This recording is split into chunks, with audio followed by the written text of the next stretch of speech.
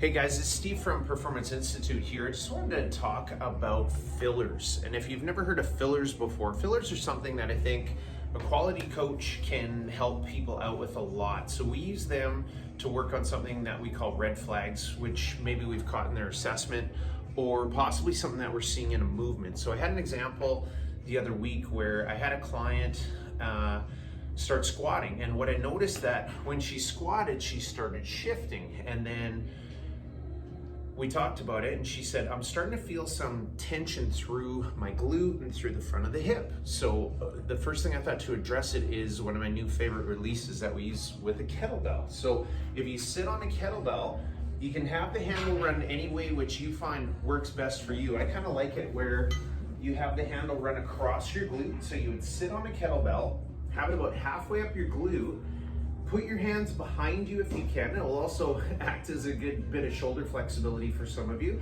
If you can handle it, try to cross your leg, and what I want you to try is just pivoting side to side.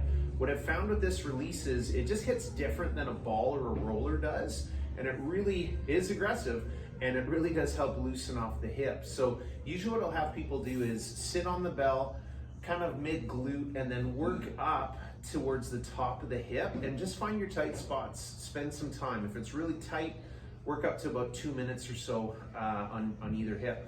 Then the next thing you can do is, in the same fashion, I'll just show the other side so it's more clear, is come across in this TFL. So this is kind of the area near the top of the pocket. So you would just come across the top and then hold yourself in a push-up position, and then you can just pivot side to side over that area. And a lot of people from sitting too much will tend to get tightness through the glute, tightness through that TFL area. And one other little trick you can try with the kettlebell is to hit your adductors. So if you have the handle lying down, kind of get yourself into a Spider-Man position, have the handle run just across the knee, try to load as much your body weight as you can into the bell, and then you're just gonna flex and extend that knee.